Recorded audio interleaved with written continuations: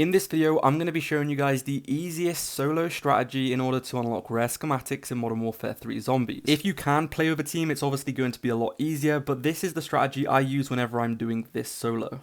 I always like to keep my videos short and simple and get straight to the point, so if you like that kind of style, make sure you are subscribed for more videos like this. The first thing I like to do is start the game and go straight towards an escort mission. Now, the reason for this is, as you guys can see, basically, if you let the machine run over zombies, this is going to get you some really easy zombie chunks. These zombie chunks are going to come in handy later on in the video, but once you have gotten the chunks, you need about 4 of them. The next thing you want to do is save up enough money to get yourself a wall buy in the tier 3 zone. This can be done very easily. You need around about 5,000. The wall buys in tier 3 are usually around about 4,700, so do like 1 or 2 contracts and you'll have the money. Now, the next thing I'd recommend doing is actually going towards these cranes. Now, the reason for this is because if you go to this specific crane here, there's 3 cranes. I'll show you on the map where these are located. Basically, this third crane here is the easiest way to get into tier 3 zone without actually being detected by zombies. So what you want to do is go ahead and locate yourself a tier 3 wall buy. Go ahead and ping it on the map so you know exactly where you're going, and then you want to go ahead and parachute all the way to that location. If you actually go to tier 3 like this, you're going to be undetected by a lot of zombies, because obviously when you enter, there's usually a lot of zombies on the outskirts and you're going to basically drag those all in with you.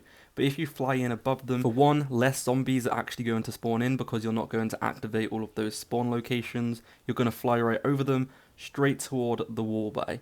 Now, when you are trying to get a wall buy in tier 3, I would strongly recommend not getting a shotgun. I'd recommend getting a weapon that is longer range. It will work for any, but in this video and this example, I did get a shotgun, which made it a little bit more difficult because obviously I need to get nice and close. So I would recommend getting a longer range weapon because it's going to be a lot easier. The next thing you want to do whilst you're in tier 3 is get yourself a tier 3 dog. This is where the meat comes in handy. I would also recommend using decoy grenades. As you can see, when I actually got this dog, I threw a decoy grenade and all of the zombies were attracted to it. This dog is going to come in absolute clutch because basically whenever you go down, the dog will actually revive you. So even though you are a solo player, even if you have self-res or if you don't have self-res, the dog will revive you. It is very important that you get a tier 3 dog, because if you don't get a tier 3 dog, it's just going to die as soon as it enters tier 3. Once you've done that, I would recommend saving up 15,000. The way I did this was just farm the exfils, because you're going to need to pack-a-punch the weapon that you brought from the wall twice. Once you've gotten the weapon, you've gotten the dog, and your pack-a-punch is now level 2, you're good to go back to tier 3 and farm some schematics. But before you do, I would strongly recommend getting at least a few perks. The only perk I would really recommend is Stamina Up and Speed Cola.